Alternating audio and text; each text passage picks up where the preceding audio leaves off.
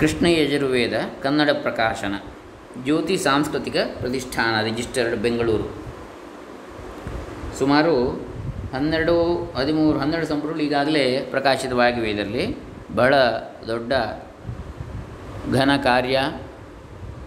ವೇದ ಕೃಷ್ಣ ಯಜುರ್ವೇದವನ್ನು ಅದರ ಅರ್ಥಸಹಿತವಾಗಿ ಪರಿಚಯಿಸ್ತಕ್ಕಂತಹ ಒಂದು ಕಾರ್ಯ, ಸಮಾಜಕ್ಕೆ ಪುಣ್ಯ ಕಾರ್ಯ ಹಾಗೂ ಬಹುಶ್ರಮ ಸಾಧ್ಯವಾದ ವಿದ್ವಜ್ಜನ ಸಾಧ್ಯವಾದಂತಹ ಕಾರ್ಯ ನಡೀತಾ ಇದೆ. ಅದರಲ್ಲಿ ಮೊದಲನೇ ಭಾಗದ ಮೊದಲ ಭಾಗ, ಅದರಲ್ಲಿ ವೇದಗಳ ಪರಿಚಯ, ಅದನ್ನು ನಾವು ನೋಡ್ತಾ ಇದ್ದೆವು. ಆ ವೇದಗಳ ಪರಿಚಯ ಅದರಲ್ಲಿ ಮುನ್ನುಡಿ ಇತ್ಯಾದಿಗಳ ಮುಂತಾಗಿ ಈಗಾಗಲೇ 3 ಕಂತುಗಳಲ್ಲಿ ನಾವು ನೋಡಿದ್ದೇವೆ. ಇವತ್ತಿಗೆ 4ನೇ ಕಂತನ್ನು ಆರಂಭಿಸ್ತಾ ಇದ್ದೇವೆ, ವೇದಗಳ ಪರಿಚಯ ಎನ್ನತಕ್ಕಂಥದ್ದು. ಓಂ ಶ್ರೀ ಗುರುಭ್ಯೋ ನಮಃ. ಹರಿ ಓಂ ಶ್ರೀ ಗಣೇಶಾಯ ನಮಃ. ಡಾಕ್ಟರ್ ಕೃಷ್ಣಮೂರ್ತಿ ಶಾಸ್ತ್ರಿ, ದಂಬೆ, ಪುಣಚ, ಬಂಟ್ವಾಳ ತಾಲೂಕು, ದಕ್ಷಿಣ ಕನ್ನಡ ಜಿಲ್ಲೆ, ಕರ್ನಾಟಕ, ಭಾರತ. ಇದರ ಪ್ರಧಾನ ಸಂಪಾದಕರು ವಿದ್ವಾನ್ ಪಿ ಎಸ್ ರಾಮೇಶ್ವರ ಅವಧಾನಿ ಅವರು, ಅವಧಾನಿಗಳು. ಈಗ 4ನೇ ಕಂತು. ಇದರಲ್ಲಿ ಪುರುಷಾರ್ಥ ಸಿದ್ಧಿಯ ನೈಜ ದಾರಿ. ನೀವು ಹೇರಳವಾಗಿ ಶಾಸ್ತ್ರವಾಕ್ಯಗಳನ್ನು ಉದ್ಧರಿಸಿದಿರಿ, ಇದರಿಂದ ನಿಮ್ಮ ಪುಸ್ತಕ ಜ್ಞಾನ ಪ್ರಕಟವಾಯಿತು. ಆದರೆ ನೀವು ಹೇಳಿದ ಶಾಸ್ತ್ರ ವಚನಗಳಿಂದ ಪುರುಷಾರ್ಥ ಸಿದ್ಧಿ ಉಂಟಾಗಲಿಲ್ಲವಲ್ಲ ಎಂದರೆ, ವೇದಶಾಸ್ತ್ರ ವಚನಗಳನ್ನು ಉದ್ಧರಿಸಿದರೆ ಪುರುಷಾರ್ಥ ಸಿದ್ಧಿ ಆಗುತ್ತದೆ ಎಂದು ನಾವು ಹೇಳಿಲ್ಲ. ಶಾಸ್ತ್ರ ವಚನಗಳೂ ಅದನ್ನು ಹೇಳಿಲ್ಲ. ವೈದಿಕ ಕರ್ಮಗಳನ್ನು ವಿಧಿಪೂರ್ವಕವಾಗಿ ಅನುಷ್ಠಾನ ಮಾಡಬೇಕು. ಮಂತ್ರಾರ್ಥ ಜ್ಞಾನವಿರಬೇಕು. ಮಂತ್ರದ ಅರ್ಥಜ್ಞಾನ, ಮಂತ್ರಜ್ಞಾನವೂ ಅರ್ಥಜ್ಞಾನವು. ಕರ್ಮಗಳ ಮರ್ಮವನ್ನು ಅರಿತು ಚಿತ್ತಶುದ್ಧಿಯಾಗುವಂತೆ, ಭಗವತ್ ಪ್ರೀತಿ ಉಂಟಾಗುವಂತೆ ಅವುಗಳನ್ನು ಆಚರಿಸಿದರೆ ನಿಜವಾಗಿಯೂ ಯಥೋಕ್ತವಾದ ಫಲಸಿದ್ಧಿ ಉಂಟಾಗ್ತದೆ. ಕರ್ಮಗಳನ್ನು ಆಚರಿಸುವನು ಯಶುಚಿ ಪ್ರಯತೋ ಭೂತ್ವಾ ಎಂಬಂತೆ ಶುಚಿಯಾಗಿರಬೇಕು, ಸಂಯಮಿಯಾಗಿರಬೇಕು. ವಿಧಿಗೆ ಲೋಪ ಬರದಂತೆ ಕರ್ಮವನ್ನು ಆಚರಿಸಬೇಕು. ಇವುಗಳಲ್ಲಿ ಯಾವ ಒಂದು ಭಾಗ ಊನವಾದರೂ ಫಲಸಿದ್ಧಿ ಆಗುವುದಿಲ್ಲ. ಅವಿಧಿಪೂರ್ವಕವಾಗಿ, ಅಶುಚಿಯಾಗಿ, ಅಶ್ರದ್ಧೆಯಿಂದ ಕರ್ಮವನ್ನು ಡಂಭಾಚಾರವಾಗಿ ಆಚರಿಸಿ ಫಲಹಾನಿ ಮಾಡಿಕೊಂಡವರು ಶಾಸ್ತ್ರವಾಕ್ಯಗಳನ್ನು ದೂರಿದರೆ ಅದು ಅವರ ಅವಿವೇಕ. ಫಲಿಸಲಿಲ್ಲ ಅಂತೇಳಿ ದೂರಿದರೆ, ಸರಿಯಾಗಿ ಮಾಡದೆ. ಶಾಸ್ತ್ರಗಳು ಹೇಳಿರುವ ಫಲಗಳು ಮನಸ್ಸಿನ ಮೋದಕಗಳಲ್ಲ, ಮನಸ್ಸಿನಲ್ಲಿ ಮಂಡಿಗೆ ತಿನ್ನಲಿಕ್ಕಲ್ಲ. ಅವುಗಳನ್ನು ಅನುಭವಿಸಿದವರು ಆ ವಾಕ್ಯಗಳನ್ನು ಹೇಳಿದ್ದಾರೆ, ಅನುಭವಿಸಿ ಹೇಳಿದ್ದಾರೆ. ನಿಯಮಪೂರ್ವಕವಾಗಿ, ಶಾಸ್ತ್ರೀಯವಾಗಿ ವೈದಿಕ ಕರ್ಮಗಳನ್ನು ಅವುಗಳಿಗೆ ಅಧಿಕಾರಿಗಳಾದವರು ಆಚರಿಸಿದರೆ ಫಲಸಿದ್ಧಿ ಆಗಿಯೇ ಆಗುತ್ತದೆ.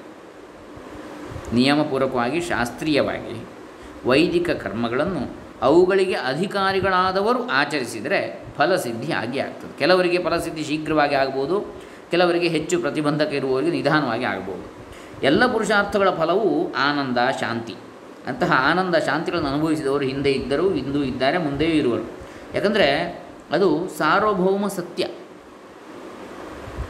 ನಾನು ಪರಮಾನಂದಮಯನಾದ ಆ ಪರಮಪುರುಷನನ್ನು ಕಂಡಿದ್ದೇನೆ, ಅನುಭವದಿಂದ ತಿಳಿದಿದ್ದೇನೆ, ನಾನು ಧನ್ಯನಾದೆನು, ವರ್ಣಿಸಲು ಅಸದಳವಾದ ಪರಮಾನಂದ ನನ್ನದಾಗಿದೆ, ಅದು ಎಂದಿಗೋ ಉಂಟಾಗುವುದೆಂಬ ಕೇವಲ ಭರವಸೆಯ ವಿಷಯವಲ್ಲ, ಈಗಲೇ ನಾನು ಅನುಭವಿಸಿದ್ದೇನೆ. ನನ್ನ ಆತ್ಮನು ನಿತ್ಯನಾದುದರಿಂದ ಅವನ ಸಹಜಾನಂದದ ನಿತ್ಯಾನುಭವವು ನನಗೆ ಇರುತ್ತದೆ.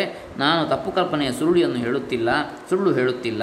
ಸತ್ಯ ಸತ್ಯ ಮತ್ತೆ ಸತ್ಯ ಎಂದು ತೋಳುಗಳನ್ನು ಮೇಲೆತ್ತಿ ಘೋಷಿಸುತ್ತಿದ್ದೇನೆ ಎಂಬ ಜ್ಞಾನಿಗಳ ಅನುಭವದ ನುಡಿಗಳನ್ನು ಆ ಕ್ಷೇತ್ರದಲ್ಲಿ ಸಾಧನೆಯನ್ನೇ ಮಾಡದ ಜನ ಅಲ್ಲಗಳೆದರೆ ಅದು ಸತ್ಯಕ್ಕೆ ಅಪಚಾರ.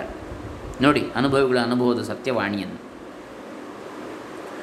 ವೇದಾಹಮೇತಂ ಪುರುಷಂ ಮಹಾಂತಂ ಆದಿತ್ಯವರ್ಣಂತಮಸಸ್ತು ಪಾರೇ ಅಪಶ್ಯಮಹಮೇತಾನ್ ಸಪ್ತಸೂರ್ಯಾನಿತಿ.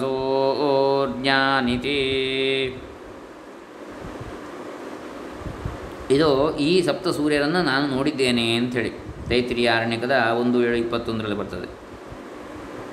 ಅಸ್ತಿ ಗಾರ್ಗಿ ಪರಮಾರ್ಥಮಿದಂ ತತ್ಪಶ್ಯ ಮನಸಾ ಶಿವರೂಪಂ.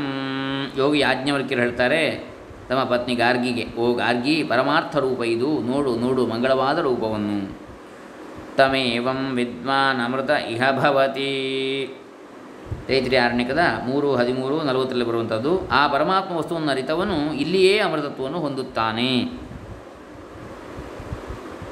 ಇಹ ಚೇದವೇದೀದಥ ಸತ್ಯಮಸ್ತಿ.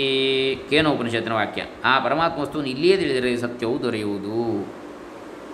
ಇಹ ಚೇದ್ ಅವೇದೀತ್ ಅಥ ಸತ್ಯಂ ಅಸ್ತಿ. ಇಂತಹ ಅನುಭವ ರಸಾಯನಕ್ಕೆ ಅನುಭವಿಗಳು ಎಂದೂ ಸುಳ್ಳಾಡರು. ಅಂತಹ ಈ ಅನುಭವ ರಸಾಯನಕ್ಕೆ ಪರಮ ಸಾಧನವಾಗಿರುವ ವೇದಗಳ ಪರಿಚಯ ಅತ್ಯಂತ ಅವಶ್ಯಕ ಎಂದು ವೈದಿಕ ಮಾರ್ಗದ ಸಾಧನೆಯಲ್ಲಿರುವವರು ಸ್ಪಷ್ಟವಾಗಿ ಸಾರ್ತಾರೆ. ಹೀಗೆ ಅನುಭವಿಗಳ ಮಾತಿನಂತೆ ಕರ್ಮಗಳನ್ನು ಅನುಷ್ಠಿಸಿ ಚಿತ್ತಶುದ್ಧಿಯನ್ನು ಪಡೆದು ಎಲ್ಲ ಪುರುಷಾರ್ಥಗಳನ್ನು ಹೊಂದಲು ಧರ್ಮಾರ್ಥ ಕಾಮ ಮೋಕ್ಷ ವೇದವು ನೈಜ ದಾರಿಯಾಗಿದೆ. ವೇದೋಕ್ತ ಜೀವನ ಪಥ ಅಂತ ಹೇಳ್ತಾರೆ. ಲೌಕಿಕ ಜ್ಞಾನದ ಸ್ರೋತಕ್ಕಾಗಿ ಈಗ ನಾವು ಪುರುಷಾರ್ಥ ಸಿದ್ಧಿಯ ನೈಜ ದಾರಿ ಅಂತ ನೋಡಿದೆವು ಹೇಗೆ ಅಂಥೇಳಿ. ಇನ್ನು ಲೌಕಿಕ ಜ್ಞಾನದ ಸ್ರೋತ ನಿಧಿ. ಹಾಗಾದರೆ ವೈದಿಕ ಸಾಧನೆಯಲ್ಲಿರುವವರು ವೇದಗಳ ಪರಿಚಯ ಮಾಡಿಕೊಳ್ಳಲಿ, ಇತರ ವಿಚಾರವಂತರಿಗೆ ಅದರಿಂದ ಏನು ಪ್ರಯೋಜನ? ಅವರು ಅದನ್ನು ಹೇಗೆ ಪರಿಚಯ ಮಾಡಿಕೊಳ್ಳಬೇಕು ಎಂದರೆ ಇತರ ದೃಷ್ಟಿಗಳಿಂದಲೂ ವೇದಗಳ ಪರಿಚಯ ಅವಶ್ಯಕ ಎಂದು ಆಧುನಿಕ ವಿಚಾರವಂತರು ಹೇಳ್ತಾರೆ. ವೇದಗಳಲ್ಲಿ ಪಂಚತಂತ್ರ, ದಶಕುಮಾರ ಚರಿತೆ ಮುಂತಾದವುಗಳಲ್ಲಿ ಇರುವಂತೆ ನೀತಿ ಕಥೆಗಳು, ಚಮತ್ಕಾರದ ಕಥೆಗಳು ಇವೆಯೇ? ಕಾಳಿದಾಸ, ಭವಭೂತಿ, ಭಾರವಿ, ಮಾಘ, ಬಾಣ ಮುಂತಾದ ಕವಿಪುಂಗವರ ಕಾವ್ಯಗಳಿಗೆ ಸತ್ವವನ್ನು, ಕಾಂತಿಯನ್ನು ತಂದಿರುವ ರಸ, ಅಲಂಕಾರ, ರೀತಿ, ವರ್ಣನೆ, ಚರಿತ್ರ, ಚಿತ್ರಣ ಮುಂತಾದ ಕಾವ್ಯ ಯೋಗ್ಯತಾ ಸಂಪತ್ತು ಇದೆಯೇ? ಕಪಿಲ, ಕಣಾದ, ಗೌತಮ, ಜೈಮಿನಿ, ಪತಂಜಲಿ, ಬಾದರಾಯಣರೇ ಮುಂತಾದ ಮಹಾತ್ಮರ ಕೃತಿಗಳಿಗೆ ಜೀವಾತ್ವವಾಗಿರುವ ದಾರ್ಶನಿಕ ವಿಚಾರ ಗಾಂಭೀರ್ಯ ಇದೆಯೇ? ಅರ್ಥಶಾಸ್ತ್ರ, ಇತಿಹಾಸವೇ ಮುಂತಾದ ಲೋಕವಿಜ್ಞಾನವಿದೆಯೇ ಎಂದರೆ ನೀವು ಅಪೇಕ್ಷಿಸುವ ಪ್ರಮಾಣದಲ್ಲಿ ಅವು ಇಲ್ಲದಿದ್ದರೂ ಅವೆಲ್ಲದರ ಮೂಲವು ವೇದದಲ್ಲಿ ಇದೆ ಎಂದು ಧಾರಾಳವಾಗಿ ಹೇಳಬಹುದು. ವೇದದಲ್ಲಿ ಅಶ್ವಿನಿ ದೇವತೆಗಳು, ಉಷೋ ದೇವತೆ ಮುಂತಾದವರ ಕಥೆಗಳಲ್ಲಿ ಸರಸ್ವತೀ ದೇವಿಯು ಹೆಮ್ಮೆ ಪಡುವಂತಹ ಕಾವ್ಯಾಂಶಗಳಿವೆ. ಭರದ್ವಾಜ, ನಚಿಕೇತ ಮುಂತಾದವರ ರಮಣೀಯತಮವಾದ ಕಥಾಮೃತ ರಸ ನಿಶ್ಯಂದವಿದೆ. ಪುರುಷ ಸೂಕ್ತ, ಸೃಷ್ಟಿ ಸೂಕ್ತ ಮುಂತಾದವುಗಳು ದಾರ್ಶನಿಕ ರಹಸ್ಯಗಳ ನಿಧಿಗಳಾಗಿವೆ. ವೇದಗಳೇ ಪ್ರಾಚೀನತಮವಾದುದರಿಂದ ನಂತರದ ಕಾವ್ಯ, ಕಥೆ, ದರ್ಶನ, ವಿದ್ಯಾಗ್ರಂಥಗಳೆಲ್ಲವೂ ತಮಗೆ ವೇದಗಳೇ ಮೂಲವೆಂದು ಸಾರಿಕೊಳ್ಳುತ್ತಿರುವಾಗ ನಾವು ಆ ಬಗ್ಗೆ ಅಪಲಾಪ ಮಾಡಬಾರದು. ವೇದಗಳ ಗುರುತುಗಳು ಅವುಗಳಲ್ಲಿ ಇದ್ದೇ ಇವೆ ಎಂದು ಸಂಶೋಧಕರಿಗೆ ಸ್ಪಷ್ಟವಾಗಿ ತಿಳಿಯುತ್ತದೆ. ಆಯಾ ವಿದ್ಯೆ ಮತ್ತು ಕಲಾಗ್ರಂಥಗಳಲ್ಲಿ ಅವುಗಳನ್ನು ಪರಿಶೀಲಿಸಿ ತಿಳಿಯಬೇಕು. ಉದಾಹರಣೆಗೆ ಸಂಗೀತವು ತನ್ನನ್ನು ಗಾಂಧರ್ವ ವೇದ ಎಂದು ಕರೆದುಕೊಳ್ಳುತ್ತದೆ. ವೈದ್ಯಶಾಸ್ತ್ರವು ಆಯುರ್ವೇದ ಎಂಬ ಹೆಸರಿನಲ್ಲೇ ಪ್ರಸಿದ್ಧವಾಗಿದೆ. ವೈದಿಕ ಗಣಿತ, ವೇದಿಕ್ ಮ್ಯಾಥಮೆಟಿಕ್ಸ್ ಎಂಬ ಪ್ರಸಿದ್ಧವಾದ ಗ್ರಂಥವು ಪರಿಶೀಲನೆಗೆ ಯೋಗ್ಯವಾಗಿದೆ. ಹೀಗೆ ಕಥೆಗಳಿಂದ ಮೊದಲುಗೊಂಡು ದರ್ಶನದವರೆಗಿನ ಸರಳ ಗಂಭೀರ ವಿಷಯಗಳು ವೇದದಲ್ಲಿ ಇದ್ದು ವೇದವು ಲೌಕಿಕ ಜ್ಞಾನದ ಸ್ರೋತವೂ ಆಗಿದೆ. ಸಂಪ್ರದಾಯದ ನೆಲೆ, ಆಧುನಿಕದ ಸೆಲೆ ಹೇಗಿದೆ ವೇದದಲ್ಲಿ? ವೈದಿಕರು ಹೇಳುವ ಸ್ವರ್ಗ, ಮೋಕ್ಷ ಇತ್ಯಾದಿಗಳಿಗಾಗಿ ವೇದದ ಪರಿಚಯ ಅವಶ್ಯಕವಲ್ಲದಿದ್ದರೂ ಇತರ ಕೆಲವು ಕಾರಣಗಳಿಗಾಗಿ ಅದು ಅತ್ಯಂತ ಅವಶ್ಯಕವೆಂದು ಆಧುನಿಕರು ಒಪ್ಪುತ್ತಾರೆ. ಆ ಕಾರಣಗಳು ಹೀಗಿವೆ. ವೇದವು ಪ್ರಪಂಚದ ಪ್ರಾಚೀನತಮವಾದ ಸಾಹಿತ್ಯ. ನಮ್ಮ ಪೂರ್ವಜರಾದ ಹಿಂದೂ ಆರ್ಯರ ಬಗ್ಗೆ ದೊರೆತಿರುವ ಪ್ರಾಚೀನತಮವಾದ ದಾಖಲೆ. ಆ ಅತ್ಯಂತ ಪ್ರಾಚೀನ ಕಾಲದ ಬಗೆಗೆ ಶಿಲಾಶಾಸನ, ನಾಣ್ಯ, ಭೂಗರ್ಭದಲ್ಲಿ ಹುದುಗಿರುವ ಅವಶೇಷ ಮುಂತಾದ ಬೇರೆ ಯಾವ ಪ್ರಮಾಣವೂ ದೊರೆತಿಲ್ಲವಾಗಿ ವೇದವನ್ನು ಬಿಟ್ಟರೆ ಬೇರೆ ಯಾವ ಗ್ರಂಥವೂ ಆ ವಿಷಯದಲ್ಲಿ ನಮಗೆ ಪ್ರಕಾಶ ನೀಡಲಾರದು. ಹಾಗಾದರೆ ಪುರಾತತ್ವ ಸಂಶೋಧಕರು, ಆರ್ಕಿಯಾಲಜಿಸ್ಟ್ಸ್ ವೇದಗಳ ಪರಿಚಯ ಮಾಡಿಕೊಳ್ಳಲಿ. ಇಂದಿನ ಚರಿತ್ರೆ ಜ್ಞಾನಕ್ಕೆ ಅದರಿಂದ ಏನು ಉಪಯೋಗ? ಭಾರತೀಯವಾದ ಇತರ ವಿದ್ಯಾಶಾಖೆಗಳ ವಿದ್ಯಾರ್ಥಿಗಳು ಅದನ್ನು ಯಾಕೆ ವಿಚಾರ ಮಾಡಬೇಕು ಎಂದರೆ ಭಾರತೀಯರ ಮನೋಧರ್ಮವು ಯಾವಾಗಲೂ ಮೌಲಿಕವಾಗಿ ಅನೇಕ ವಿಷಯಗಳಲ್ಲಿ ವೇದಗಳ ಕಾಲದಲ್ಲಿ ಇದ್ದಂತೆಯೇ ಇದೆ. ಭಾರತೀಯರ ಜೀವನ, ರುಚಿ ಮತ್ತು ಮನೋಧರ್ಮ ಇವುಗಳೆಲ್ಲದರ ಒಳಧರ್ಮ ಯಾವುದು ಎಂದರೆ ವೇದವೆಂದೇ ಹೇಳಬೇಕು. ನಮ್ಮ ಜೀವನದ ಪ್ರತಿಯೊಂದು ವಿಭಾಗದ ಮೇಲೂ ವೇದದ ಪ್ರಭಾವ ಇದ್ದೇ ಇದೆ. ನಮ್ಮ ಧರ್ಮ, ದರ್ಶನ, ರೀತಿ, ನೀತಿ, ನಡವಳಿಕೆ, ಆಚಾರ, ವಿಚಾರ, ಸಮಾಜ, ಸಾಹಿತ್ಯ ಎಲ್ಲವನ್ನೂ ಅದು ಒಳಹೊಕ್ಕಿದೆ. ಪಾರಮಾರ್ಥಿಕ ಜ್ಞಾನ ಇರ್ಬೋದು, ಪ್ರಾಪಂಚಿಕ ಜ್ಞಾನ ಎಲ್ಲವೂ ವೇದ ಪ್ರಭಾವದಿಂದಲೇ ಹೊರಹೊಮ್ಮಿದೆ. ಆದ್ದರಿಂದ ಭಾರತೀಯ ಮನೋಧರ್ಮದ ಸಮಗ್ರ ಪರಿಚಯವು ಸಾಮಯಿಕವಾದುದರಿಂದ ಇತರ ವಿದ್ಯಾಶಾಖೆಗಳ ವಿದ್ಯಾರ್ಥಿಗಳು ವೇದವನ್ನು ಕುರಿತು ವಿಚಾರ ಮಾಡಬೇಕು ಅಂತ ಹೇಳ್ತಾರೆ. ಭಾರತೀಯರ ಪುರಾತನ ಮತ್ತು ಆಧುನಿಕ ಇತಿಹಾಸವನ್ನು ತಿಳಿಯುವುದಕ್ಕೆ ಮಾತ್ರವಲ್ಲದೆ ಪ್ರಪಂಚದ ಇತಿಹಾಸವನ್ನು ತಿಳಿಯುವುದಕ್ಕೂ ವೇದದ ಪರಿಚಯ ಅತ್ಯವಶ್ಯಕವಾಗಿದೆ. ಈ ವಿಷಯದಲ್ಲಿ ವಿದೇಶೀಯ ವಿದ್ವಾಂಸ ಮ್ಯಾಕ್ಸ್ ಮುಲ್ಲರ್ ಅದರ ಪ್ರಾಮುಖ್ಯವನ್ನು ಹೀಗೆ ಕೊಂಡಾಡಿದ್ದಾನೆ. ಆಧುನಿಕ ವಿದ್ವಾಂಸರ ಮನ್ನಣೆ ಹೇಗಿದೆ ಅಂತ ನೋಡೋಣ. In the history of the world, the Veda fills up a gap which no literary work in any other language could fill. It carries us back to times of which we have no records anywhere, and gives us the very words of a generation of men of whom otherwise we could form but the vaguest estimate by means of conjectures and inferences.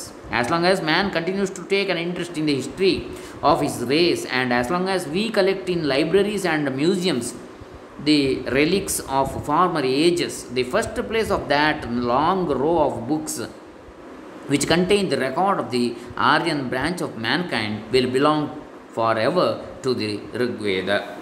This is Max Muller's statement. Max Muller ಹೇಳಿಕೆ. ಪ್ರಪಂಚದ ಚರಿತ್ರೆಯಲ್ಲಿ ಅಂದರೆ ಎಲ್ಲ ನಮ್ಮ ವೇದಗಳನ್ನು ಕೂಡ ಮೊದಲಿಗೆ ಇಂಗ್ಲೀಷ್ಗೆ ಅನುವಾದ ಮಾಡಿದಂತಹ ಮಹಾತ್ಮ ಮ್ಯಾಕ್ಸ್ ಮುಲ್ಲರ್. ಹೀಗೆ ಪ್ರಪಂಚ ಮುಖಕ್ಕೆ ಅದನ್ನು ಅದರ ಪ್ರಕಾಶವನ್ನು ಮಾಡಿಕೊಟ್ಟವು, ತೋರಿಕೊಟ್ಟವು. ಭಾಷೆ ಬಾರದವರಿಗೆ, ಈ ವೇದದ ಭಾಷೆ ಬಾರದವರಿಗೆ ಒಂದು ಹಂತದವರೆಗಿನ ಅರ್ಥವನ್ನು ತಿಳ್ಕೊಳ್ಬೋದು. ಅದರಲ್ಲಿ ಕೆಲವು ಕಡೆ ಅಪವಾದಗಳು ಇದ್ದರೂ ಕೂಡ ಪ್ರಪಂಚದ ಚರಿತ್ರೆಯಲ್ಲಿ ಯಾವ ಭಾಷೆಯ ಸಾಹಿತ್ಯದ ಕೃತಿಯೂ ತುಂಬಲಾಗದ ಶೂನ್ಯವನ್ನು ವೇದವು ತುಂಬಿಕೊಡುತ್ತದೆ. ಅದು ಬೇರೆ ಯಾವ ದಾಖಲೆಯೂ ಎಲ್ಲಿಯೂ ದೊರೆಯಲಾರದಷ್ಟು ಪ್ರಾಚೀನ ಕಾಲಕ್ಕೆ ನಮ್ಮನ್ನು ಒಯ್ಯುತ್ತದೆ. ಅದಕ್ಕೆ ದಯಾನಂದ ಸರಸ್ವತಿ ಅವರು ಹೇಳಿದರು, ವೇದಗಳಿಗೆ ಹಿಂತಿರುಗಿ ಅಂತೇಳಿ. ಅಲ್ಲಿ ಎಲ್ಲ ಇದೆ, ಎಲ್ಲದಕ್ಕೂ ಪರಿಹಾರ ಇದೆ. ಯಾಕಂದರೆ ಈ ಹೊರಗಿನ ಶುಚಿತ್ವವನ್ನು ಕಾಪಾಡಲಿಕ್ಕೆ ನಾವು ಎಷ್ಟು ಹೆಣಗಾಡಿದರೂ ಜನರು ಅದು ಬದಲಾಗಲಿಕ್ಕೆ ಸಾಧ್ಯ ಇಲ್ಲ. ಆದರೆ ಅದಕ್ಕೆ ಕಾರಣ ಅವರ ಮನಸ್ಸು ಒಳಗೆ.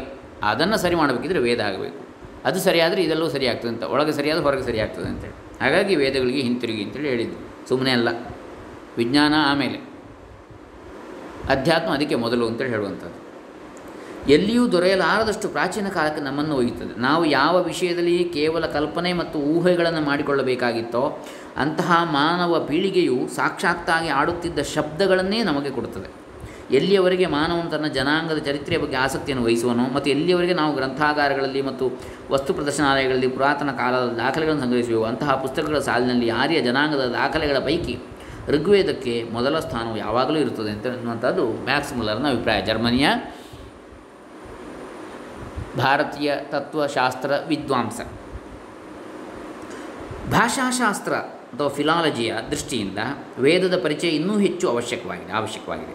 ಈ ಭಾಷಾಶಾಸ್ತ್ರದ ಅಧ್ಯಯನ ಪ್ರಪಂಚದಲ್ಲಿ ಸ್ಪಷ್ಟವಾಗಿ ಬೆಳೆದು ಬಂದಿರುವುದು 19ನೇ ಶತಮಾನದಿಂದಲೇ. ಅದಕ್ಕೆ ಹಿಂದೆ ಆ ಬಗ್ಗೆ ಮಾಡಿದ ಸಂಶೋಧನೆ ಅತ್ಯಲ್ಪ ಮತ್ತು ಆ ಸಂಶೋಧನೆಯು ಅಮುಖ್ಯವಾಗಿತ್ತು. ಅಲ್ಲದೆ ಕೇವಲ ಸಂಶಯಾತ್ಮಕ ಮತಗಳಿಂದ ಕೂಡಿತ್ತು. ಗಮನಕ್ಕೆ ಬಂದಿದ್ದ ವಿಷಯಗಳು ಅಲ್ಪವಾಗಿದ್ದುದು ಮಾತ್ರವಲ್ಲದೆ ಆಗ ವಿದ್ವಾಂಸರು ವಿಷಯವನ್ನು ಗಮನಿಸುವ ದೃಷ್ಟಿಯೂ ದೋಷಪೂರ್ಣವಾಗಿತ್ತು. ವಿಜ್ಞಾನದ ಬೆಳವಣಿಗೆಗೆ ಅತ್ಯಂತ ಅವಶ್ಯಕವೂ ಶುದ್ಧವೂ ಉದಾರವೂ ಆದ ವಿಚಾರ ಪ್ರವೃತ್ತಿಯನ್ನು ಸಂಕುಚಿತ ರಾಷ್ಟ್ರೀಯ ಭಾವನೆ ಆವರಿಸಿಬಿಟ್ಟಿತ್ತು. ಆಮೇಲೆ ವಿಶ್ವಪ್ರಜ್ಞೆ ಬಂತು ಅಂತ.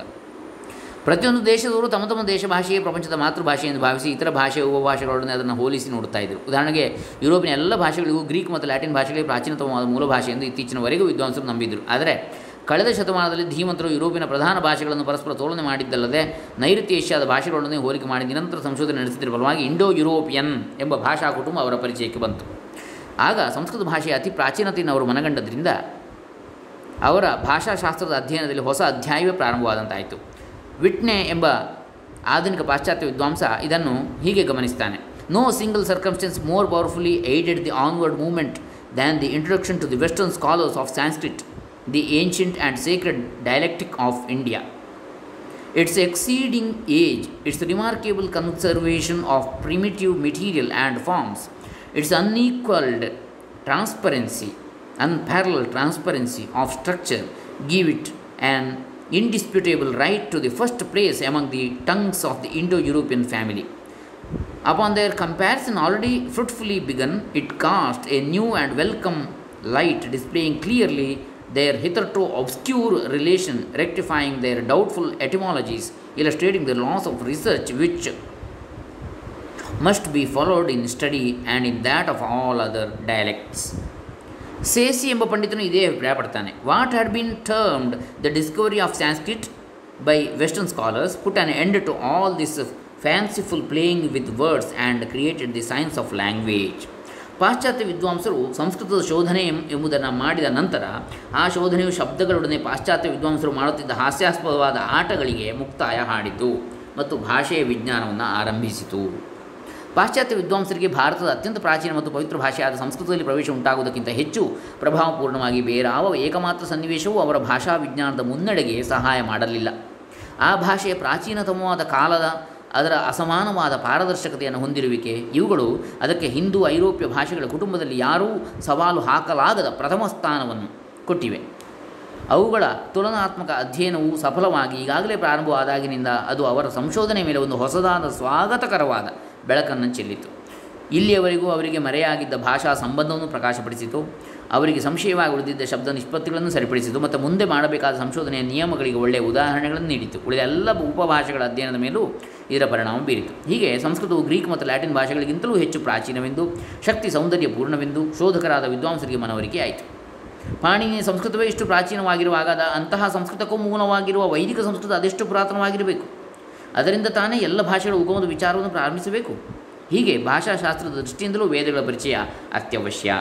ಪ್ರಪಂಚದ ಪ್ರಾಚೀನ ಜನಾಂಗಗಳ ಪುರಾಣಗಳನ್ನು ತುಲನಾತ್ಮಕವಾಗಿ ಅಧ್ಯಯನ ಮಾಡುವುದಕ್ಕೂ ವೇದಗಳ ಪರಿಚಯ ಅವಶ್ಯಕವೇ ಆಗಿದೆ. ಇತ್ತೀಚೆಗೆ ಕೃತಕ ಮಸ್ತಿಷ್ಕ ವಿಜ್ಞಾನಕ್ಕೆ, ಕಂಪ್ಯೂಟರ್ ಸೈನ್ಸ್, ಕೃತಕ ಮಸ್ತಿಷ್ಕ ಅಂದರೆ ಕಂಪ್ಯೂಟರ್ ಸೈನ್ಸ್ ವಿಜ್ಞಾನ, ಅತ್ಯಂತವಾಗಿ ಹೊಂದಿಕೆಯಾಗುವ ಭಾಷೆಯು ಸಂಸ್ಕೃತ ಒಂದೇ ಆಗಿದೆ ಎಂದು ವಿಜ್ಞಾನದ ತಜ್ಞರು ಹೇಳ್ತಾ ಇದ್ದಾರೆ. ಇಂತಹ ಸಂಸ್ಕೃತಕ್ಕೂ ಮೂಲಭೂತವಾದ ವೈದಿಕ ಸಂಸ್ಕೃತ ಭಾಷೆಯಲ್ಲಿರುವ ವೇದಗಳ ಪರಿಚಯವು ಆ ವಿಜ್ಞಾನದ ದೃಷ್ಟಿಯಿಂದಲೂ ಅವಶ್ಯಕವೆಂದು ನಮಗೆ ತೋರುತ್ತದೆ. ಉದಾಸೀನ ಸಲ್ಲ ಈ ಬಗ್ಗೆ ಪುರುಷಾರ್ಥ ಪ್ರಾಪ್ತಿ, ಲೌಕಿಕ ಜ್ಞಾನ, ಸಾಹಿತ್ಯ, ಭಾಷೆ, ಇತಿಹಾಸ ಮುಂತಾದ ನಾನಾ ದೃಷ್ಟಿಗಳಿಂದ ವೇದಗಳ ಪರಿಚಯ ಸಂಪ್ರದಾಯ ನಿಷ್ಠರಿಗೂ ಆಧುನಿಕ ವಿಚಾರಪರರಿಗೂ ಇಬ್ಬರಿಗೂ ಅವಶ್ಯಕವೆಂಬುದು ಸ್ಪಷ್ಟವಾಯಿತು. ಪಾಶ್ಚಾತ್ಯ ವಿದ್ವಾಂಸರು ಕೂಡ ವೇದಗಳ ಪರಿಚಯವನ್ನು ಪಡೆಯಲು ಪರಿಶ್ರಮ ವಹಿಸಿರುವಾಗ ವೈದಿಕ ಧರ್ಮ ಸಂಸ್ಕೃತಿಗಳಿಗೆ ನೆಲೆವೀಡಾದ ಭಾರತದವರಾದ ನಾವು ವೇದವನ್ನು ಉದಾಸೀನ ಮಾಡುವುದು ಅತ್ಯಂತ ನಾಚಿಕೆಗೇಡಿನ ವಿಷಯ. ವೈದಿಕ ಸಾಹಿತ್ಯದಲ್ಲಿ ಬೇರೆಡೆ ಎಲ್ಲೂ ಇಲ್ಲದ ಒಂದಾನೊಂದು ಅದ್ಭುತವಾದ ವಿಶೇಷತೆ ಇದೆ. ಮಂತ್ರದ್ರಷ್ಟರಾದ ಋಷಿಗಳು ಹಿಂದೆ ಯಾವ ಆನುಪೂರ್ವಿ ಅಂದರೆ ಅಗ್ನಿಂ ಈಳೆ ಎಂಬ ಮಂತ್ರವನ್ನು ಈಳೆ ಅಗ್ನಿಂ ಎಂದಾಗಲಿ ವಹ್ನಿಂ ಈಳೆ ಎಂದಾಗಲಿ ಹೇಳುವಂತಿಲ್ಲ, ಅದಕ್ಕೆ ಆನುಪೂರ್ವಿ ಅಂತ ಹೇಳೋದು, ಇದ್ದ ಹಾಗೆ ಹೇಳಬೇಕು ಅಂತ. ಹೀಗೆ ಆ ಮಂತ್ರದ್ರಷ್ಟರಾದ ಋಷಿಗಳು ಹಿಂದೆ ಯಾವ ಆನುಪೂರ್ವಿ ಅಕ್ಷರಗಳು ಇರುವ ಕ್ರಮ, ಸ್ವರ ಅಂದರೆ ಮಂತ್ರವನ್ನು ಉಚ್ಚರಿಸುವಾಗ ಈ ಸ್ವರಗಳು ತಿಳಿದು ಬರ್ತವೆ. ಅದರ ವಿವರಣೆ ಮುಂದೆ ನಾವು ಹೇಳ್ತೇವೆ. ಉದಾತ್ತ, ಅನುದಾತ, ಸ್ವರಿತ ಅಂತೇಳಿ, ಮತ್ತು ದೀರ್ಘ ಸ್ವರಿತವೂ ಇದೆ. ಮತ್ತು ಪದಪಾಠಗಳನ್ನೇ ವೇದವನ್ನು ಅಧ್ಯಯನ ಮಾಡ್ತಾ ಇದ್ದರೋ ಅದೇ ಆನುಪೂರ್ವಿ ಸ್ವರ ಮತ್ತು ಪದಪಾಠಗಳೇ ನಮ್ಮ ಪರಂಪರೆಯಲ್ಲಿ ವಿಕೃತಗೊಳ್ಳದೆ ಈಗಲೂ ಮುಂದುವರೆದಿದೆ. ಪ್ರಸಿದ್ಧ ಮಂತ್ರವಾದ ಗಾಯತ್ರಿ ಮಂತ್ರವನ್ನು ಮಂತ್ರದ್ರಷ್ಟರಾದ ವಿಶ್ವಾಮಿತ್ರ ಮಹರ್ಷಿಗಳು ಹೇಗೆ ಕಂಡರೋ ಹಾಗೆಯೇ ಇಂದೂ ಹೇಳಲ್ಪಡುವುದು ನಮಗೆ ತಿಳಿದ ವಿಷಯವೇ ಆಗಿದೆ. ಇಷ್ಟು ಪ್ರಾಮಾಣಿಕವೂ ಅಪೂರ್ವವಾದ ವೇದ ವಾಂಗ್ಮಯದ, ವೇದ ಸಾಹಿತ್ಯದ ಪರಿಚಯದ ಬಗ್ಗೆ ಉದಾಸೀನ ಮಾಡಬಹುದೇ? ಉದಾಸೀನ ಸಲ್ಲ ಅಂತ ಹೇಳ್ತಾರೆ. ಏನು, ಹೇಗೆ? ವೇದಗಳ ಪರಿಚಯವೆಂದರೆ ಏನು? ನಾವೆಲ್ಲರೂ ದೇವಸ್ಥಾನಗಳಲ್ಲಿಯೋ ಮಠಗಳಲ್ಲಿಯೋ ಪಾಠಶಾಲೆಗಳಲ್ಲಿಯೋ ಅಥವಾ ಪೂಜಾ ಸಮಾರಂಭಗಳಲ್ಲಿಯೋ ಮಂತ್ರಗಳನ್ನು ಕೇಳಿರ್ತೇವೆ. ಇದರಿಂದ ವೇದಗಳ ಪರಿಚಯವಾದಂತಾಯಿತೋ? ಖಂಡಿತ ಇಲ್ಲ. ವೇದಗಳ ಶಬ್ದವನ್ನು ನಾವು ಕಿವಿಯಿಂದ ಕೇಳಿದಂತಾಯಿತು. ವೇದದ ಶಬ್ದಗಳನ್ನು ಕೇಳುವಾಗ ಒಂದಾನೊಂದು ಅಪೂರ್ವ ಅನುಭವ ಆಗ್ತದೆ, ದಿವ್ಯತೆಯ ಅನುಭವ. ಅದು ಶಬ್ದದ ಶ್ರವಣವೇ ದಿವ್ಯತೆಯ ಪರಿಚಯವನ್ನು ಮಾಡಿಕೊಡುವುದಾದರೆ 10 ಹಲವು ಮುಖಗಳಿಂದ ವೇದಗಳನ್ನು ಚೆನ್ನಾಗಿ ಪರಿಚಯ ಮಾಡಿಕೊಂಡ್ರೆ ಅದೆಷ್ಟು ಆನಂದವಾದೀತು. ಆದ್ದರಿಂದ ಯಾವ ಯಾವ ಮುಖಗಳಿಂದ ವೇದಗಳನ್ನು ಪರಿಚಯ ಮಾಡಿಕೊಳ್ಳತಕ್ಕದ್ದಿದೆ, ವೇದ ಎಂದರೆ ಏನು, ವೇದಗಳಲ್ಲಿ ವಿಭಾಗಗಳೆಷ್ಟು, ವೇದಗಳಲ್ಲಿ ಎಷ್ಟು ಶಾಖೆಗಳಿವೆ, ಋಷಿ, ದೇವತೆ, ಛಂದಸ್ಸು ಎಂದರೆ ಏನು, ವೇದವನ್ನು ಏಕೆ ಅಪೌರುಷೇಯ ಮನುಷ್ಯರು ಮಾಡಿದ್ದಲ್ಲ ಎಂದು ಹೇಳ್ತೇವೆ, ಮಂತ್ರದ್ರಷ್ಟಾರರು ಎಂದರೆ ಏನು, ವೇದಕ್ಕೆ ಏಕೆ ಪ್ರಾಮಾಣ್ಯ ಎಂದರೇನು, ಈ ಬಗ್ಗೆ ಇರುವ ಆಕ್ಷೇಪ ಸಮಾಧಾನಗಳು ಏನು, ವೇದಗಳ ಅಧ್ಯಯನ ಕ್ರಮ ಹೇಗೆ, ವೇದದ ಅರ್ಥಜ್ಞಾನ ಏಕೆ ಅವಶ್ಯಕ, ಈ ಅರ್ಥವನ್ನು ಅರಿಯಲು ಯಾವುದರ ಸಹಾಯ ಬೇಕು, ವೇದ ಅರ್ಥಗಳನ್ನು ತಿಳಿಯುವಾಗ ಪೂರ್ವ ಸಿದ್ಧತೆಗಳು ಏನು, ವೇದದ ಶಬ್ದಾರ್ಥಗಳಿಗೂ ಮಿಕ್ಕ ಶಬ್ದಾರ್ಥಗಳಿಗೂ ವ್ಯತ್ಯಾಸವಿದೆಯೇ, ವೇದದ ಅರ್ಥವನ್ನು ತಿಳಿಸಲು ರಚಿತವಾದ ಭಾಷ್ಯಗಳು ಯಾವುವು, ವೇದ ಅಧಿಕಾರದ ರಹಸ್ಯವೇನು, ವೇದಕ್ಕೆ ನಮ್ಮ ರಾಷ್ಟ್ರ ಜೀವನದಲ್ಲಿ ಸಾರ್ವಭೌಮ ಸ್ಥಾನ ಏಕೆ, ಎಲ್ಲ ಅಂಶಗಳನ್ನು ಕೂಲಂಕಷವಾಗಿ ನಾವು ನಿರ್ವಿಕಾರ ಮನಸ್ಸಿನಿಂದ, ಅನ್ಬಯಾಸ್ಡ್ ಮೈಂಡ್ ಅಂತ ಹೇಳ್ತೇವೆ, ಅಥವಾ ತಿರುಚದ ಮನಸ್ಸಿನಿಂದ ಚೆನ್ನಾಗಿ ಪರಿಶೀಲಿಸಿದರೆ ವೇದಗಳ ಪರಿಚಯ ಮಾಡಿಕೊಟ್ಟಂತಾಗ್ತದೆ. ಈ ಎಲ್ಲ ಅಂಶಗಳನ್ನು ನಮ್ಮ ಪೂರ್ವಿಕರು ಚೆನ್ನಾಗಿ ಅರಿತಿದ್ದರಿಂದಲೇ ಇಷ್ಟು ದೀರ್ಘಕಾಲ ಅದನ್ನು ಶ್ರದ್ಧೆಯನ್ನು ರಕ್ಷಿಸಿಕೊಂಡು ಬಂದಿದ್ದಾರೆ. ಈ ಸಂಗತಿಗಳಲ್ಲಿ ಯಾವ ಒಂದನ್ನು ತಿಳಿದಿದ್ದರೂ, ತಪ್ಪಾಗಿ ತಿಳಿದರೂ ನಾವು ವೇದದ ಪರಿಚಯವನ್ನು ಸರಿಯಾಗಿ ಮಾಡಿಕೊಂಡಂತ ಆಗುವುದಿಲ್ಲ. ಆದ್ದರಿಂದ ಈ ಅಂಶಗಳನ್ನು ಎಚ್ಚರದಿಂದ ಪರಿಶೀಲಿಸಬೇಕು. ಹಾಗಾದರೆ ವೇದ ಎಂದರೆ ಏನು ಅಂತ ಬರ್ತದೆ ವಿಷಯ. ವೇದವೆಂದರೆ ಜ್ಞಾನ ಎಂದರ್ಥ. ಜ್ಞಾನ, ಪರಮಾತ್ಮ, ಜೀವ, ದೇವತೆಗಳು, ಪ್ರಕೃತಿ, ಧರ್ಮ ಮುಂತಾದ ಆಳವಾದ ವಿಷಯಗಳನ್ನು ಕುರಿತ ಜ್ಞಾನ, ವಿದ್ಯೆ. ಇಂತಹ ಜ್ಞಾನವನ್ನು ವೇದ ಎಂದರೆ ವೇದ ಅಥವಾ ಜ್ಞಾನ, ಆ ಜ್ಞಾನವನ್ನು ಕುರಿತ ಗ್ರಂಥಕ್ಕೂ ಗೌಣವಾದ ಅರ್ಥದಲ್ಲಿ ವೇದ ಎಂದು ಹೆಸರು. ವೇದ ಅಂದರೆ ಜ್ಞಾನ, ಅದನ್ನು ಕುರಿತಾದ ಗ್ರಂಥವನ್ನು ಕೂಡ ವೇದ ಅಂತೇಳಿ ಗೌಣ ಅರ್ಥದಲ್ಲಿ, ಮುಖ್ಯ ಅರ್ಥದಲ್ಲಿ ಅಲ್ಲ. ಮುಖ್ಯ ಅರ್ಥದಲ್ಲಿ ಅದರಲ್ಲಿ ಇರುವ ವಿಚಾರವೇ ವೇದ, ಕೊನೆಗೆ ಆ ಗ್ರಂಥವೂ ವೇದವೇ ಗೌಣ ಅರ್ಥದಲ್ಲಿ, ಅಮುಖ್ಯ ಅರ್ಥದಲ್ಲಿ. ಮೊಸರನ್ನು ಹೊರುತ್ತಿರುವ ಮಹಿಳೆಯನ್ನು ಮೊಸರು ಬಾಯಿಲಿ ಎಂದು ಕರೀತೇವೆ. ಮೊಸರನ್ನು ಹೊತ್ತಿದ್ದರಿಂದ ಆಕೆಗೆ ಮೊಸರು ಎಂಬ ಹೆಸರು ಬಂತು. ಹೀಗೆ ವೇದವನ್ನು ಬೋಧಿಸುವ ಗ್ರಂಥಕ್ಕೂ ವೇದ ಎಂಬ ಹೆಸರು ಬಂತು. ಅತಿ ಪವಿತ್ರವಾಗಿ, ಅತ್ಯಂತ ಪ್ರಾಮಾಣಿಕವಾಗಿ ನಮ್ಮ ಧರ್ಮ, ದರ್ಶನ, ಸಮಾಜ ಮುಂತಾದ ವಿಷಯಗಳಲ್ಲಿ ಅಂತಿಮ ನಿರ್ಣಯವನ್ನು ಹೇಳುವ ಅಧಿಕಾರವುಳ್ಳ ಗ್ರಂಥವೇ ವೇದ. ಅದು ಅತೀಂದ್ರಿಯ ಸತ್ಯಗಳನ್ನು, ಇಂದ್ರಿಯ ಗ್ರಾಹ್ಯವಲ್ಲದ, ಕಣ್ಣು ಕಿವಿ ಮೂಗು ನಾಲಿಗೆ ಚರ್ಮಗಳಿಗೆ ಸಿಗದಂತಹ ಸತ್ಯಗಳನ್ನು ತಿಳಿಯಲು ಬಯಸುವ ಎಲ್ಲ ಸುಕೃತಿಗಳ ಪವಿತ್ರ ಗ್ರಂಥ. ವೇದ ಎಂಬ ಶಬ್ದ ಹೇಗೆ ಬಂತು, ವೇದದ ಲಕ್ಷಣವೇನು ಎಂಬುದನ್ನು ವಿದ್ವಾಂಸರು ಹೀಗೆ ಹೇಳ್ತಾರೆ. ಅದು ಜ್ಞಾನ ಅಥವಾ ಪಡೆಯುವಿಕೆ ಎಂಬ ಅರ್ಥವನ್ನು ಹೇಳುವ ವಿದ್ ಎಂಬ ಧಾತುವಿನಿಂದ ಆಗಿರುವ ಶಬ್ದ. ವಿದಜ್ಞಾನೇ ಅದಾದಿ ಪರಸ್ನೇಪದಿ, ವಿದ ಸತ್ತಾಯಾಂ ದಿವಾದಿ ಆತ್ಮನೇಪದಿ, ವಿದಲ್ರ ಲಾಭೇ ತುದಾದಿ ಉಭಯಪದಿ. ಹೀಗೆ 3 ಅರ್ಥಗಳಿವೆ. ವಿದಜ್ಞಾನ, ವಿದ ಸತ್ತಾಯಂ ಅಸ್ತಿತ್ವ, ವಿದಲ್ ಲಾಭೆ ಪ್ರಾಪ್ತಿ ಹೊಂದುವಿಕೆ, ವಿಂದತೆ ಅಂತ ಹೇಳ್ತೇವೆ. ವೇತ್ತಿ ಅಂದರೆ ತಿಳಿಯುತ್ತಾನೆ ಅಂಥೇಳಿ. ಸತ್ತಾಯಾಮ್ ಅಂದರೆ ವಿದ್ಯತೆ, ಇದೆ ಅಂಥೇಳಿ. ವಿದ್ಯಮಾನ ಅಂದರೆ ಇರುವ ಅಂಥೇಳಿ. ಹಾಗೆ ಮೂರು ಅರ್ಥ ಇದೆ ಅಲ್ಲಿ. ವಿಂದತಿ ಅಂದರೆ ಹೊಂದುತ್ತಾನೆ, ಪಡೆಯುವಿಕೆ. ವೇತ್ತಿ ಅಂದರೆ ತಿಳಿಯುತ್ತಾನೆ. ವಿದ್ಯತೆ ಅಂದರೆ ಇದೆ ಅಂತೇಳಿ, ಅಸ್ತಿತ್ವ. ಹೀಗೆ ಮೂರು ಅರ್ಥ ಮುಖ್ಯವಾಗಿ. ಆತ್ಮನನ್ನು ಇಂದ್ರಿಯಗಳು ಅರಿಯಲಾರವು. ಊಹೆಯಿಂದಲೂ ಆತ್ಮನನ್ನು ತಿಳಿಯಲಾಗುವುದಿಲ್ಲ. ವೇದಗಳಿಂದ ಮಾತ್ರವೇ ಅವನನ್ನು ತಿಳಿಯಲು ಸಾಧ್ಯ. ಆದ್ದರಿಂದ ವೇದವು ವೇದ ಎನ್ನಿಸಿತು ಎಂಬ ಅಭಿಪ್ರಾಯವನ್ನು ಶ್ರೀ ಮಧ್ವಾಚಾರ್ಯರು ಹೇಳಿರ್ತಾರೆ. ನೇಂದ್ರಿಯಾಣಿ ನಾನುಮಾನಂ ವೇದಾಖ್ಯೇವೈನಂ ವೇದಯಂತಿ ತಸ್ಮಾದಾಹುರ್ವೇದ ಇತಿ ಪಿಪ್ಪಲಾದ ಶ್ರುತಿ. ವಿಷ್ಣು ತತ್ವ ನಿರ್ಣಯದಲ್ಲಿ ಹೇಳ್ತಾರೆ ಮಧ್ವಾಚಾರ್ಯರು. ವಿದಂತಿ ಧರ್ಮಾಧಿಕಂ ಅನೇನ ಇತಿ ವೇದ. ಯಾವುದರಿಂದ ಧರ್ಮ ಮುಂತಾದವನ್ನು ತಿಳಿಯುತ್ತಾರೋ ಅದು ವೇದ. ಸರ್ವಾನಂದ.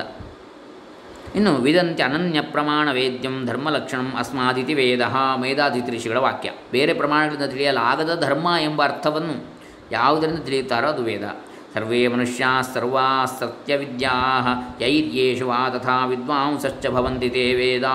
ದಯಾನಂದಿಯ ಋಗ್ಭಾಷ್ಯದಲ್ಲಿ ಹೇಳಿದ್ದಾರೆ, ಎಲ್ಲ ಮಾನವರು ಎಲ್ಲ ವಿದ್ಯೆಗಳನ್ನು ಯಾವುದರಿಂದ ಅಥವಾ ಯಾವುದರಲ್ಲಿ ತಿಳಿದು ಜ್ಞಾನಿಗಳಾಗ್ತಾರೋ ಅದು ವೇದ. ವಿದಂತಿ ಜಾನಂತಿ ಅಂಥೇಳಿ ತಿಳಿಯುತ್ತಾರೆ, ವೇದಜ್ಞಾನಿ. ಆಮೇಲೆ ವಿದ್ಯಂತೆ ಭವಂತಿ, ಅದು ವೇದ ಸತ್ತಾಯಾಮ್ ದಿವಾದಿಗಣದ್ದು. ವಿದಜ್ಞಾನೇ ಅದಾದಿಗಣದ್ದು ಪರಸ್ಮೈಪದಿ. ವಿದ ಸತ್ತಾಯಾಮ್ ದಿವಾದಿಗಣದ ಆತ್ಮನೇಪದಿ ವಿದ್ಯಂತೆ ಅಂತ ಬರ್ತದೆ. ಆಮೇಲೆ ವಿಂದಂತಿ ಅಥವಾ ವಿಂದಂತೆ, ಇದು ವಿದಲ್ರ ಲಾಭೆ ತುದಾದಿ ಉಭಯಪದಿ. ಅದು ಉಭಯಪದಿ ಅಂದರೆ ವಿಂದಂತೆ ವಿಂದಂತಿ ಎರಡೂ ಆಗ್ತದೆ. ಲಭಂತೆ ವಿಂದತೆ ವಿಂದತಿ ಎರಡೂ ಆಗ್ತದೆ, ಉಭಯಪದಿ. ತೇ ತಿ ಎರಡು ಬರ್ತದೆ. ವಿಚಾರಯಂತಿ ಅಂತ ಅರ್ಥ ಅದರದ್ದು. ನಿಶ್ರೇಯಸಕರಾಣಿ ಕರ್ಮಾಣಿ ಆವೇದಯಂತಿ ಇತಿ ವೇದಾ. ಕಪರ್ದಿ ಸ್ವಾಮಿಗಳ ಭಾಷೆಯಲ್ಲಿ ಹೇಳ್ತಾರೆ, ಪಾರಮಾರ್ಥಿಕ ಅಥವಾ ಮುಕ್ತಿ ಸುಖಕ್ಕೆ ಸಾಧಕವಾಗುವ ಕರ್ಮಗಳನ್ನು ಹೇಳುವುದೇ ವೇದ. ನಿಶ್ರೇಯಸಕರಾಣಿ ಮೋಕ್ಷಕರಾಣಿ ಕರ್ಮಾಣಿ ಆವೇದಯಂತಿ ಇತಿ ವೇದಾ. ವೇದ ಎಂಬ ಶಬ್ದಕ್ಕೆ ಮೇಲಿನ ವಿವರಣೆಗಳನ್ನು ನೀಡಬಹುದು. ವೇದವೆಂದರೆ ಜ್ಞಾನ ಮಾತ್ರವಲ್ಲ, ಅದು ಮಾನವನು ಬಯಸುವ ಅನೇಕ ಸಂಗತಿಗಳನ್ನು ತಂದುಕೊಡಬಲ್ಲ ಸಾಮರ್ಥ್ಯವುಳ್ಳದ್ದು ಎಂಬ ಹಿನ್ನೆಲೆಯಲ್ಲಿ ವೇದವೆಂದರೆ ಉಪಾಯವನ್ನು ತಿಳಿಸುವ ಗ್ರಂಥರಾಶಿ ಎಂದು ಶ್ರೀ ಶಂಕರಾಚಾರ್ಯರು ಹೇಳ್ತಾರೆ. ಬೃಹದಾರಣ್ಯಕ ಉಪನಿಷತ್ತಿಗೆ ವಿಸ್ತಾರವಾದ ಭಾಷ್ಯವನ್ನು ಬರೆಯುವ ಮೊದಲು ಪ್ರಾಸಂಗಿಕವಾಗಿ ವೇದದ ಪ್ರಮುಖ ಪ್ರಯೋಜನವನ್ನು ಅವರು ಈ ರೀತಿಯಾಗಿ ತಿಳಿಸ್ತಾರೆ. ಸರ್ವೋಪ್ಯಯಂ ವೇದ ಪ್ರತ್ಯಕ್ಷಾನುಮಾನಾಭ್ಯಾಂ ಅನವಗತೇಷ್ಟಾನಿಷ್ಟ ಪ್ರಾಪ್ತಿ ಪರಿಹಾರೋಪಾಯ ಪ್ರಕಾಶನ ಪರಃ. ಬೃಹದಾರಣ್ಯಕ ಉಪನಿಷತ್ತಿನ ಶಾಂಕರ ಭಾಷ್ಯದ ಅವತರಣಿಕೆ ಇದು. ಈ ಎಲ್ಲ ವೇದವೂ ಸಹ ಪ್ರತ್ಯಕ್ಷ ಮತ್ತು ಅನುಮಾನಗಳಿಂದ ಗೊತ್ತಾಗದ ಇಷ್ಟಪ್ರಾಪ್ತಿ ಮತ್ತು ಅನಿಷ್ಟ ಪರಿಹಾರಗಳ ಉಪಾಯವನ್ನು ತಿಳಿಸಿಕೊಡುವುದರಲ್ಲಿ ತಾತ್ಪರ್ಯ ಉಳ್ಳದ್ದು. ವಿಧ ವಿಚಾರಣೆ ರುಧಾದಿ ಆತ್ಮನೆಪದಿ ಇನ್ನೊಂದಿದೆ. ವಿಧ ವಿಚಾರಣೆ ಅಂತ ವಿಚಾರಯಂತಿ. ವಿಂದತೆ ಅಂದರೆ ಒಂದು ಹೊಂದುತ್ತಾನೆ, ಇನ್ನೊಂದು ವಿಚಾರಣೆ ಮಾಡುವಂಥದ್ದು. ವಿಧ ವಿಚಾರಣೆ ಅಂಥೇಳಿ ಇರಲಿ, ಅದು ರುಧಾದಿಯಲ್ಲಿ ಬರ್ತದೆ ಆತ್ಮನೆಪದಿ. ಇಲ್ಲಿ ಪ್ರತ್ಯಕ್ಷ ಅಂದರೆ ನಮ್ಮ ಕಣ್ಣು ಮೊದಲಾದ ಇಂದ್ರಿಯಗಳು ನೇರವಾಗಿ ಉಂಟಾಗುವ ತಿಳುವಳಿಕೆ. ಅನುಮಾನ ಅಂತ ಹೇಳಿದರೆ ಊಹೆ ಮಾಡೋದ್ರಿಂದ ಉಂಟಾಗುವ ತಿಳುವಳಿಕೆ. ಪರ್ವತದಲ್ಲಿ ಏಳುತ್ತಿರುವ ಹೊಗೆಯನ್ನು ನೋಡಿ ಎಲ್ಲಿ ಹೊಗೆ ಇದೆಯೋ ಅಲ್ಲಿ ಬೆಂಕಿ ಇರಬೇಕೆಂಬ ಊಹೆಯಿಂದ ಪರ್ವತವು ಬೆಂಕಿ ಉಳ್ಳದ್ದು ಎಂಬುದಾಗಿ ಬರುವಂಥ ತಿಳುವಳಿಕೆ, ಇದು ಅನುಮಾನ ಅಂತೇಳಿ. ಹೀಗೆ ಪ್ರತ್ಯಕ್ಷ ಅನುಮಾನಗಳಿಂದ ಗೊತ್ತಾಗದೇ ಇರತಕ್ಕಂತಹ ಇಷ್ಟಪ್ರಾಪ್ತಿಯ ಮತ್ತು ಅನಿಷ್ಟ ಪರಿಹಾರದ ಮಾರ್ಗೋಪಾಯಗಳು ಯಾವುವೆ ಅದನ್ನು ತಿಳಿಸುವಂಥದ್ದು ವೇದ. ಪ್ರತ್ಯಕ್ಷವಾಗಿ ನಮಗೆ ತಿಳಿಯುವ, ಅದಕ್ಕೆ ಹೇಳ್ತಾರೆ ಸಾಯಣ ಭಾಷ್ಯದಲ್ಲಿ ಕೂಡ ಹೇಳ್ತಾರೆ, ಇಷ್ಟಪ್ರಾಪ್ತೇ ಅನಿಷ್ಟ ಪರಿಹಾರಸ್ಯ ಚ ಅಲೌಕಿಕಂ ಉಪಾಯಂ ಯೋ ವೇದೇತಿ ಸ ವೇದ ಅಂತ ಸಾಯಣ ಭಾಷ್ಯದಲ್ಲಿ ಬರ್ತದೆ. ಅದನ್ನು ಮುಂದೆ ಹೇಳ್ತಾರೆ ಕೃಷ್ಣ ಯಜುರ್ವೇದ ಸಂಹಿತ ಸಾಯಣ ಭಾಷೆ ಇಲ್ಲೇ ಬರ್ತದೆ ಈ ಕೃತಿಯಲ್ಲಿ. ಇರಲಿ ನೋಡೋಣ. ಪ್ರತ್ಯಕ್ಷವಾಗಿ ನಮಗೆ ತಿಳಿಯುವ ಇಷ್ಟಪ್ರಾಪ್ತಿಗಳು ಅನೇಕ ಉಂಟು. ನಮಗೆ ತಿಳಿಯುವಂಥದ್ದು ಪ್ರಪಂಚದಲ್ಲಿ ನಿತ್ಯವೂ ಎಲ್ಲರೂ ಯಾವ ವಸ್ತುಗಳನ್ನು ಪಡೆಯಲು ಯಾರ ಪ್ರೇರಣೆಯೂ ಇಲ್ಲದೆ ಪ್ರಯತ್ನಿಸ್ತಾ ಇದ್ದಾರೆಯೋ ಅವೇ ಪ್ರತ್ಯಕ್ಷ ಇಷ್ಟಪ್ರಾಪ್ತಿಗಳು. ಊಟ ತಿಂಡಿ ನಿದ್ರೆ ಮುಂತಾದ ಸಹಜ ಪ್ರವೃತ್ತಿ, ಅದಕ್ಕೆ ನಾವು ವೇದ ಬೇಕಾಗಿಲ್ಲ, ಮಾಡ್ತೇವೆ ಅದನ್ನು. ಇನ್ನೊಬ್ಬರಿಗೆ ಇಷ್ಟಪ್ರಾಪ್ತಿ ಆದುದರಿಂದ ತನಗೂ ಆದೀತೆಂಬ ಊಹೆಯಿಂದ ಯಾವ ಇಷ್ಟಗಳನ್ನು ಪಡೆಯಲು ಪ್ರಯತ್ನಿಸ್ತೇವೋ ಅವು ಅನುಮಾನ ಇಷ್ಟಪ್ರಾಪ್ತಿಗಳು. ಹಣ ಸಂಪಾದನೆ ಉಪಾಯಗಳು, ಅವರು ಹಾಗೆ ಮಾಡ್ತಾರೆ, ನಾನು ಹಾಗೆ ಮಾಡಿದರೆ ಸಿಕ್ಕಿದ್ದು ನನಗೆ ಹಣ. ಉದ್ಯೋಗ ವ್ಯಾಪಾರ ಮುಂತಾದ ಅನುಕರಣೆಯಿಂದ ಕೂಡಿದ ಪ್ರವೃತ್ತಿ, ಇನ್ನೊಂದನ್ನು ಅನುಕರಿಸಿ ಇನ್ನೊಬ್ಬರನ್ನು, ಇದು ಅನುಮಾನ. ಹೀಗೆ ಪ್ರತ್ಯಕ್ಷ ಅನುಮಾನ ಎರಡನ್ನು ನಾವು ನೋಡ್ತಾ ಇದ್ದೇವೆ. ಪ್ರಾಪ್ತಿಗೆ ತಾನಾಗಿಯೇ ತಿಳಿದು ಯಾವ ಅನಿಷ್ಟ ಪರಿಹಾರಕ್ಕಾಗಿ ಯತ್ನಿಸುವೆವೋ ಅದು ಪ್ರತ್ಯಕ್ಷ ಪರಿಹಾರ ಉಪಾಯ. ಶೀತ ಉಷ್ಣಗಳಿಂದ ರಕ್ಷಣೆ, ಔಷಧಿ ಸೇವನೆ ಮುಂತಾದ ಸಹಜ ನಿವಾರಣೋಪಾಯಗಳು. ಊಹೆಯಿಂದ ತಿಳಿದದ್ದು ಅನುಮಾನದಿಂದ ತಿಳಿದ ಅನಿಷ್ಟ ಪರಿಹಾರದ ಉಪಾಯ. ಕಳ್ಳಕಾಕರಿಂದ ರಕ್ಷಣೆ ಮುಂತಾದ ಅನುಕರಣೆಯಿಂದ ಕೂಡಿದ ನಿವಾರಣೋಪಾಯಗಳು. ಬೇರೆಯವರು ಏನು ಮಾಡ್ತಾರೆ ರಕ್ಷಣೆ ಮಾಡಲಿಕ್ಕೆ ಕಳ್ಳರಿಂದ, ಅದನ್ನು ಅನುಕರಣೆ ಮಾಡುವಂಥದ್ದು ಇತ್ಯಾದಿ. ಇದು ಅನುಮಾನ. ವೇದವಾದರೂ ಪ್ರತ್ಯಕ್ಷ ಮತ್ತು ಅನುಮಾನಗಳೆಂಬ ಎರಡು ಪ್ರಮಾಣಗಳಿಂದಲೂ ತಿಳಿಯಲಾಗದ. ಅನುಮಾನ ಎಂಬ ಶಬ್ದಕ್ಕೆ ಕನ್ನಡದಲ್ಲಿ ಸಂಶಯ ಎಂಬ ಅರ್ಥವಿದೆ. ಶಾಸ್ತ್ರ ವಿಚಾರದಲ್ಲಿ ಆ ಅರ್ಥವನ್ನು ಮರೆತು ಬಿಡಬೇಕು. ಇಲ್ಲಿ ಅನುಮಾನ ಅಂತ ಹೇಳಿದರೆ ಊಹೆ ಅಂತೇಳಿ ತಿಳ್ಕೊಳ್ಬೇಕು ಶಾಸ್ತ್ರದಲ್ಲಿ. ವೇದವಾದರೂ ಪ್ರತ್ಯಕ್ಷ ಮತ್ತು ಅನುಮಾನಗಳೆಂಬ ಎರಡು ಪ್ರಮಾಣಗಳಿಂದಲೂ ತಿಳಿಯಲಾಗದ ಇಷ್ಟಪ್ರಾಪ್ತಿಯ ಮತ್ತು ಎರಡರಿಂದಲೂ ಅರಿಯಲಾಗದ ಅನಿಷ್ಟ ಪರಿಹಾರದ ಉಪಾಯವನ್ನು ತಿಳಿಸಿಕೊಡ್ತದೆ. ಇದೇ ಅಭಿಪ್ರಾಯವನ್ನು ಶ್ರೀ ಸಾಯಣಾಚಾರ್ಯರು ತಮ್ಮ ತೈತ್ರಿಯ ಕೃಷ್ಣ ಯಜುರ್ವೇದ ಸಮಿತಿಯ ಭಾಷ್ಯ ಭೂಮಿಕೆಯಲ್ಲಿ ಹೇಳಿರ್ತಾರೆ. ಇಷ್ಟಪ್ರಾಪ್ತಿ ಅನಿಷ್ಟ ಪರಿಹಾರಯೋ ಅಲೌಕಿಕಂ ಉಪಾಯಂ ಯೋ ಗ್ರಂಥೋ ವೇದೇತಿ ಸ ವೇದಃ. ಬಯಸಿದ್ದನ್ನು ಪಡೆಯುವುದು ಮತ್ತು ಕೇಡಾಗುವುದನ್ನು ತಪ್ಪಿಸಿಕೊಳ್ಳುವುದು, ಈ ವಿಷಯದಲ್ಲಿ ಲೋಕದಿಂದ ತಿಳಿದು ಬರದ ಉಪಾಯವನ್ನು ತಿಳಿಸುವ ಗ್ರಂಥವೇ ವೇದ. ಈ ಶ್ಲೋಕ ಕೂಡ ಇದೇ ಅರ್ಥವನ್ನು ಕೊಡುತ್ತದೆ. ಪ್ರತ್ಯಕ್ಷೇಣಾನು ಇತ್ಯಾವಾಯಸ್ತೋಪಾಯೋ ನ ಬುಧ್ಯತೆ ಏನಂ ವಿದಂತಿ ವೇದೇನ ತಸ್ಮಾತ್ ವೇದಸ್ಯ ವೇದತಾ. ಅದರಿಂದಲೇ ವೇದಕ್ಕೆ ವೇದತ್ವ ಅಂಥೇಳಿ. ಪ್ರತ್ಯಕ್ಷದಿಂದಲಾಗಲಿ ಅನುಮಾನದಿಂದಲಾಗಲಿ ಯಾವ ಉಪಾಯವೂ ನಮಗೆ ತಿಳಿಯುವುದಿಲ್ಲವೋ ಅದನ್ನು ವೇದದಿಂದ ಬಲ್ಲವರು ತಿಳಿಯುತ್ತಾರೆ. ಅದೇ ವೇದದ ವೇದತ್ವ. ಅದಕ್ಕೆ ವೇದ ಅಂತ ಹೇಳೋದು, ಸುಮ್ಮನೆ ಅಲ್ಲ. ಹೀಗೆ ನಮಗೆ ಅಗತ್ಯವಾದ ಇಷ್ಟಪ್ರಾಪ್ತಿ ಮತ್ತು ನಿವಾರಣೀಯವಾದ ಪರಿಹಾರಣೀಯವಾದ ಅನಿಷ್ಟ ಪರಿಹಾರಗಳು, ಇವುಗಳ ಅಲೌಕಿಕ ಉಪಾಯಗಳನ್ನು ವೇದವು ತಿಳಿಸಿಕೊಡ್ತದೆ. ಆಧುನಿಕ ಭೌತ ವಿಜ್ಞಾನವೆಲ್ಲವೂ ಪ್ರತ್ಯಕ್ಷ ಪ್ರಮಾಣಕ್ಕೆ ಒಳಪಡುವುದರಿಂದ ವೇದವು ಹೇಳುವ ವಿಷಯವು ವೈಜ್ಞಾನಿಕವಾಗಿರಬೇಕೆಂದು ಹೇಳುವವರು ಈ ಅಂಶವನ್ನು ಗಮನಿಸಬೇಕು. ಭೌತ ವಿಜ್ಞಾನದಿಂದ ಭೌತಿಕ ಜೀವನಕ್ಕೆ ತುಂಬ ಉಪಕಾರವಾಗಿದೆ ಎಂಬುದು ನಿರ್ವಿವಾದ, ವಿವಾದ ಇಲ್ಲ, ಅದಕ್ಕೆ ಪ್ರಶ್ನೆ ಇಲ್ಲ. ಭೌತ ವಿಜ್ಞಾನವು ಅವಲಂಬಿಸಿರುವ ಪ್ರಮಾಣದಿಂದ ತಿಳಿಯದ ಉಪಾಯವೇ ವೇದೋಕ್ತವಾಗಿರುವುದರಿಂದ ಎರಡನ್ನೂ ಒಂದೇ ತಕ್ಕಡಿಯಲ್ಲಿ ತೂಗುವುದು ಯುಕ್ತವಲ್ಲ. ನಮಗೆ ಪ್ರತ್ಯಕ್ಷ ಮತ್ತು ಅನುಮಾನಗಳಿಂದ ತಿಳಿಯಲಾಗದ ಇಷ್ಟಪ್ರಾಪ್ತಿ ಮತ್ತು ಅನಿಷ್ಟ ಪರಿಹಾರಗಳಿಗೆ ಉದಾಹರಣೆ ಏನು ಅಂಥೇಳಿ ಮುಂದೆ ನಾವು ನೋಡಬೇಕಾಗ್ತದೆ. ಎಂತಹ ಅದು ಯಾವುದು ನಮಗೆ ಗೊತ್ತಾಗದಿರತಕ್ಕಂಥದ್ದು? ಅಗ್ನಿಹೋತ್ರಂ, ಅದಕ್ಕೆ ನೋಡ್ತೇವೆ. ಇಷ್ಟಪ್ರಾಪ್ತಿ ಅನಿಷ್ಟ ಪರಿಹಾರ ಅಲೌಕಿಕವಾದ್ದು ಅಂದರೆ ಹೇಗೆ? ಅಗ್ನಿಹೋತ್ರಂ ಜುಹುಯಾತ್ ಸ್ವರ್ಗಕಾಮಃ ಎಂಬ ಮಾತು ಸ್ವರ್ಗವನ್ನು ಬಯಸುವವನು ಅಗ್ನಿಹೋತ್ರವನ್ನು ಅನುಷ್ಠಿಸಬೇಕು ಅಂತೇಳಿ ತಿಳಿಸ್ತದೆ. ಸ್ವರ್ಗವೆಂಬುದು ಪ್ರತ್ಯಕ್ಷ ಅಥವಾ ಅನುಮಾನಗಳಿಂದ ತಿಳಿಯಲಾಗದ ಇಷ್ಟ ಅಲ್ವೇ? ಇಂತಹ ಸ್ವರ್ಗವನ್ನು ಪಡೆಯಲು ವೇದವು ತಿಳಿಸುವ ಅಗ್ನಿಹೋತ್ರವೆಂಬ ಉಪಾಯವು ಕೂಡ ಅಲೌಕಿಕ. ಲೌಕಿಕವಾದ ಉಪಾಯವು ಅದರ ಫಲವು ಪ್ರತ್ಯಕ್ಷ. ಅಲೌಕಿಕವಾದ ಉಪಾಯದಲ್ಲಿ ಉಪಾಯ ಪ್ರತ್ಯಕ್ಷ, ಆದರೆ ಫಲವು ಅಪ್ರತ್ಯಕ್ಷ. ಸ್ವರ್ಗ ಸಿಕ್ಕಿತು ಅಂತ ಕಾಣುವುದಿಲ್ಲ ನಮಗೆ. ಅಗ್ನಿಹೋತ್ರವನ್ನು ಅನುಷ್ಠಿಸುತ್ತಿರುವುದನ್ನು ಕಾಣಬಲ್ಲೆವು, ಅದರ ಫಲ ಸಾಧನತೆಯನ್ನು ಕಾಣಲಾರೆವು.